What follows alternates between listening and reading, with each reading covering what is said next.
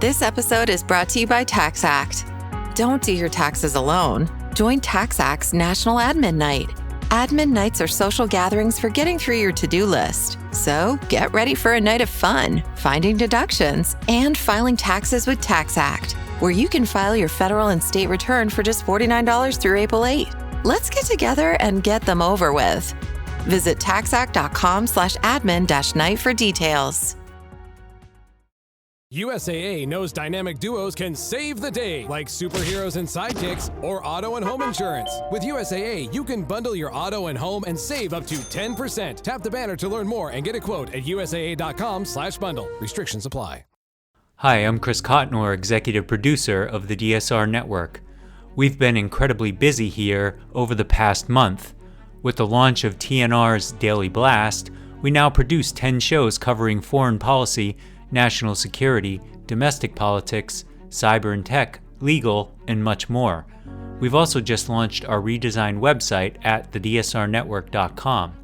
With all of this content, there has never been a better time to become a member. Members receive an ad-free listening experience, bonus content for nearly all of our shows, early access to episodes, enhanced show notes, and access to our exclusive DSR Slack community. Membership is just $7 per month or $70 per year. To become a member, please visit thedsrnetwork.com/buy. That's thedsrnetwork.com/buy. Thank you very much for your support.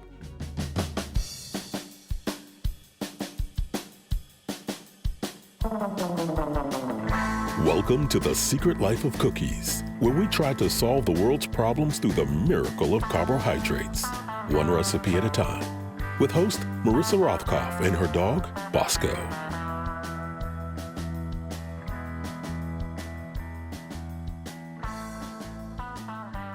My guest today on the podcast is State Attorney for Palm Beach County, Dave Aronberg.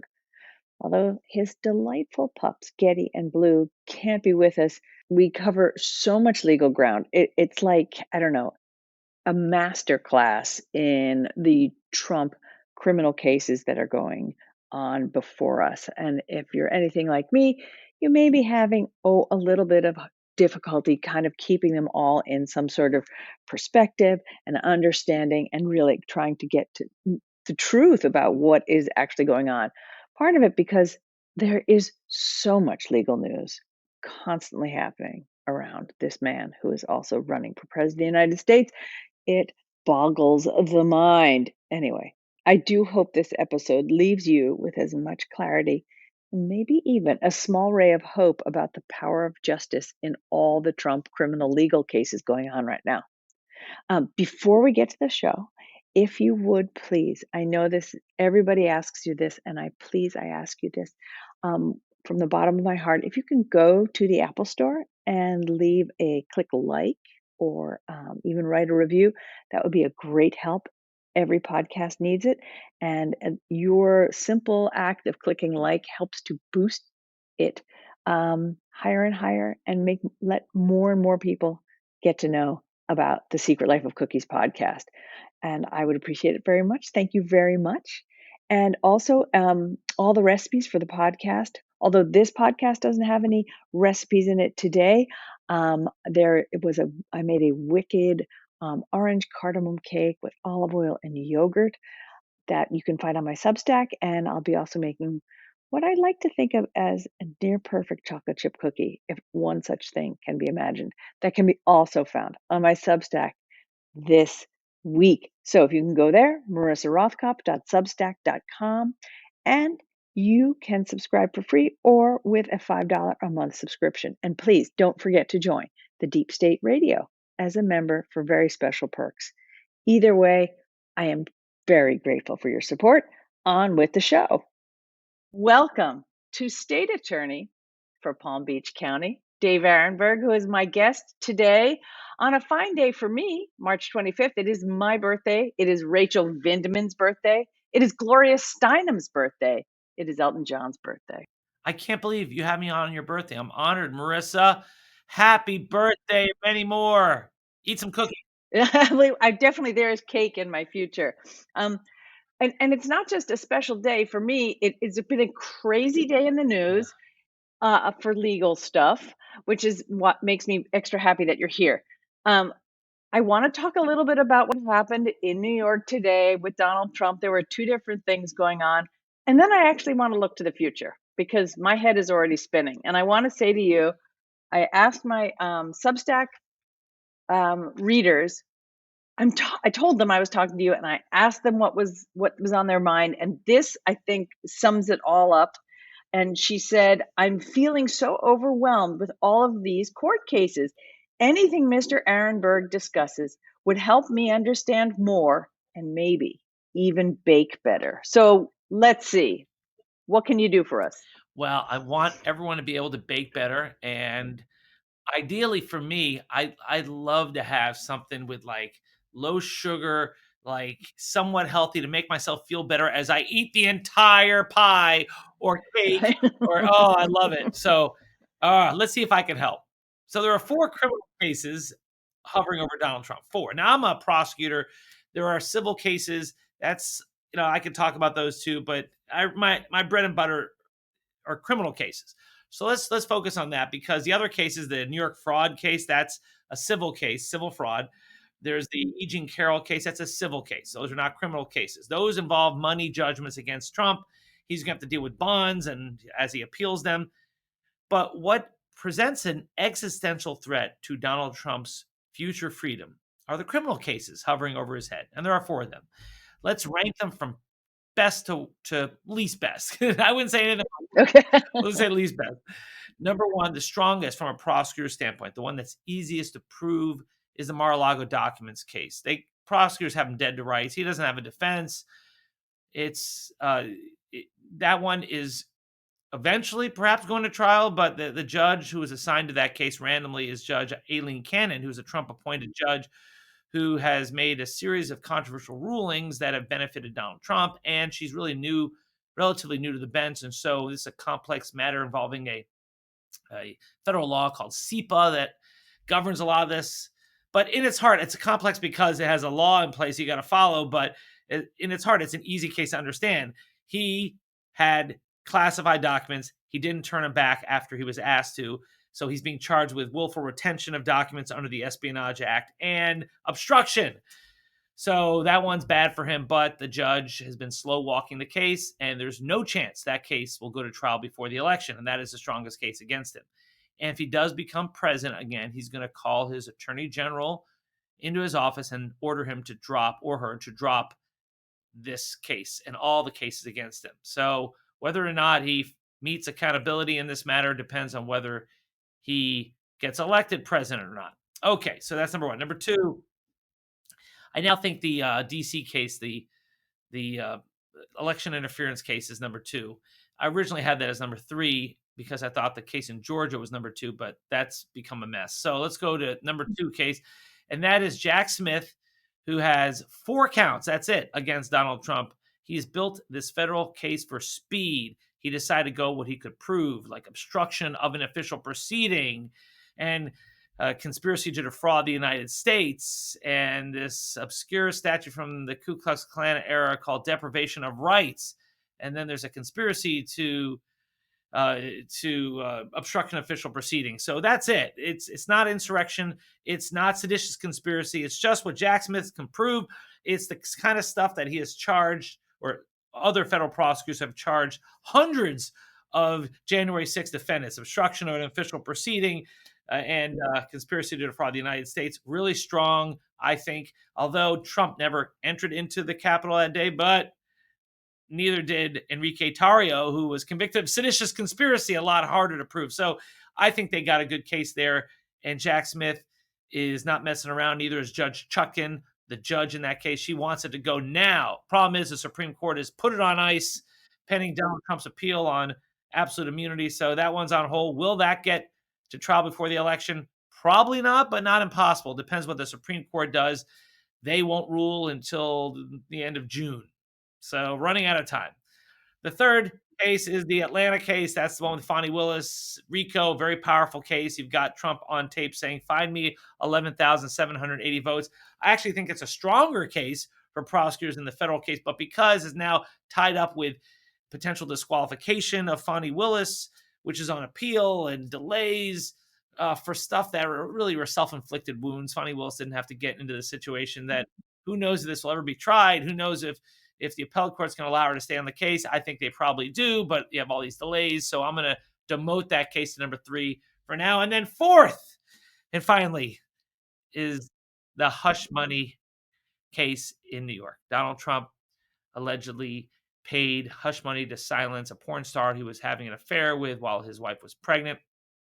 And he tried to pay her off before the election. He did it through his lawyer, Michael Cohen. They recorded his legal fees in their books, which is a violation of New York law. When you falsify business documents, that's a misdemeanor. They're not going to go after him for a misdemeanor, so what makes it a felony? The prosecution doesn't have to tell us yet, but what he's intimating, the prosecutor there, the DA in New York, is saying that it's election interference. It's an election matter where you have to report your in-kind contributions and your expenditures. And this whole thing was a campaign expenditure. And so since he didn't report that, that's election interference, a violation of federal campaign finance laws, maybe state laws. And so that's the felony. The weakness of this case is that can you piggyback upon federal campaign finance laws when you're dealing with a state prosecution? I think so, but that could be on appeal. But I do think from a prosecutor standpoint, as far as convicting him for it, he's got a good jury in Manhattan, blue area. He's got Michael Cohen, Trump's former lawyer, who knows where all the bodies are buried, to be the key witness. And he's got paper, or a paper trail, which shows, did he record it? No, there it is. That's a crime in New York. So that's going. That's the one case that is for sure to go. That is set for April 15th. There will be a verdict in that case well before the election, well before the Republican National Convention. So there you go. Refreshing wild cherry cola meets smooth cream. The treat you deserve. Pepsi Wild Cherry and Cream. Treat yourself. Starting a business can seem like a daunting task, unless you have a partner like Shopify. They have the tools you need to start and grow your business. From designing a website to marketing to selling and beyond, Shopify can help with everything you need. There's a reason millions of companies like Mattel, Heinz, and Allbirds continue to trust and use them.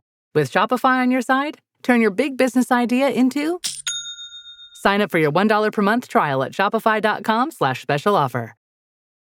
I want to make a joke that I didn't even know that Donald Trump knew April 15th existed on the calendar because that's tax day. But that's pretty good. Okay. That's pretty good. I actually, I like that so much, Marissa. I may use it. I'm going on MSNBC tonight. Maybe I'll borrow that. I'll listen out. You take it. It's yours. As my editorial director, Rick Grohl, if you're out there, used to say, take it. It's yours. Please use it. So we have Juan Marchand, who is Judge Marchand, who seems to really have been out there doing just like, I'm not taking no prisoners today, which really pleased me. When you talk to me about taking a money meant for the election and using it to pay off a porn star, I mean, who hasn't really? But it brings up another question for me, which is, and I'm sure it's been answered, and maybe it's just me being thick, which I'm not supposed to apologize for, but whatever. It's my birthday. I can do what I want. Why is it okay for people to pay to support Donald Trump's election bid, average folks, and have that money pay off his legal costs? Well, it's only a crime if you defraud them, you tell them one thing and divert it elsewhere. The fine print, sometimes it's even bigger print than that, is this helps Donald Trump's campaign, and that could be going to legal matters. I mean, they put it into a pack. There was enough fine print that I don't believe he's committed a crime for diverting a lot of the money to his legal costs. After all, remember during the Stop the Steal stuff, he said, help me with my legal effort to overturn the election. And then he diverted it to other uses because according to the fine print, when you check the box, it says we can use it pretty much for any reason. Where you get in trouble is like Steve Bannon, when he says, send me the money to build the wall. And then the money goes into his pocket. That is where you get charged with a crime. But our campaign finance laws are so porous that it's really hard to convict someone of something like this. But you know who they did convict? Michael Cohen, Trump's lawyer. Exactly. Right. Okay. So But the feds never charged Donald Trump for it, which is according to the legal theory of it's good for thee, but not for me, right? So we are in a situation where Donald Trump is being held accountable for the same thing that Michael Cohen was sent to prison for, but Trump is being held accountable for a different crime, a much lower crime. But in the end, Trump, because of Michael Cohen, could end up behind bars. It is considered the least strong of the 4 cases against Trump, but it is the only one that is guaranteed to go before the election. so we get what we get and we don't get upset. You rhyme, and that's what makes it so powerful. You get what you get, so don't be upset. $174 million today. The amount was lowered for him. I want to know if that could happen for me. Like if I were charged, if I had to like show up with a huge bond and would they maybe lower it for me? Is that something special that happened? If you went to an appellate court and then you said, I can't afford it, I need this bond lowered, and I need more time to come up with it. And at the same time, you went on your social media and said, I got the money, I'm rolling in it, I got $500 million like that, you would be potentially brought in your lawyers to see who's lying to the court, and someone could be held in contempt, and you would not be given an extension and a lowered amount, but Donald Trump was. And yeah, I was just going to raise my hand and say, but everything you just said just happened this weekend with Donald Trump, and we were all going, he just said he had $500 million because that's the way we think. Because I'm a grown up, and we talk like that. And he didn't. And yet he does have that money. Apparently, that's what he bragged about, and yet he still got a lesser bond. Is it explainable or no? I can't explain it. I can't because and the judges didn't explain it. The appellate court didn't issue any explanation. They just did it. So when Donald Trump supporters say that there's a 2-tiered system of justice, that Donald Trump is being treated differently than everyone else, they may have a point, but not for the reasons they're saying.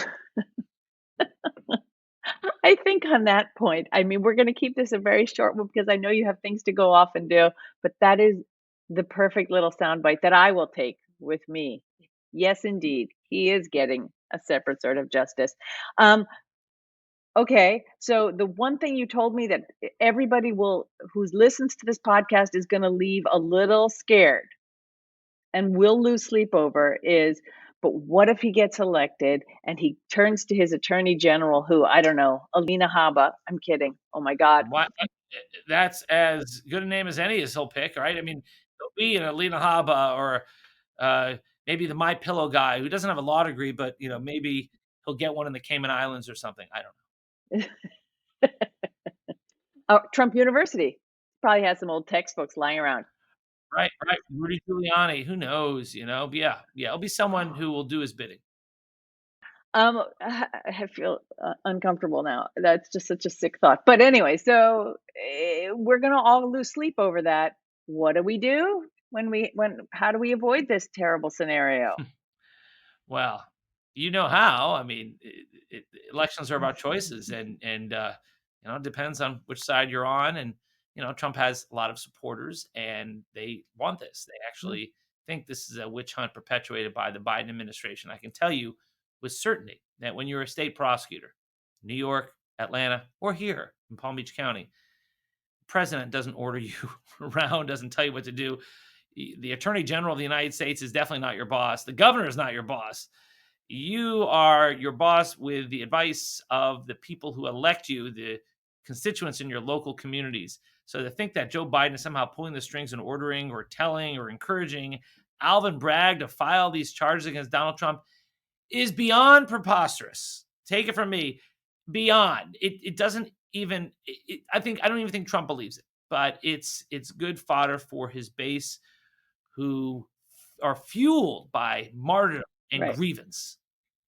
I guess on that note, vote. And I will thank you so much for being here today. I look forward to seeing you later tonight on MSNBC. And I will look to make you some very nice, very healthy cookies for you.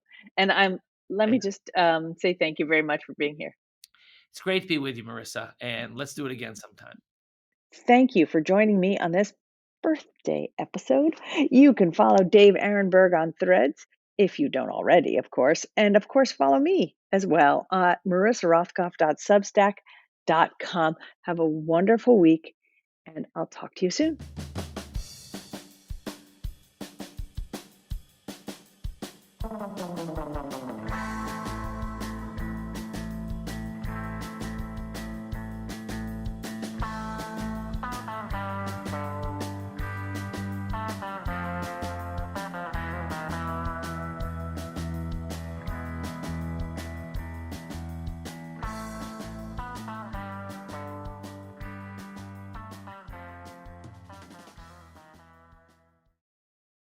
We're leaving today and entering a world of Mickey Mouse waving, princess meeting and greeting, lightsaber clashing, the Twilight Zone Tower of Terror dropping, Banshee flying, Space Mountain launching, galaxy rewinding, what's the one that was galaxy rewinding, fireworks igniting, world of other worlds, for whatever you love. Infinite worlds await at the most magical place on Earth, Walt Disney World Resort.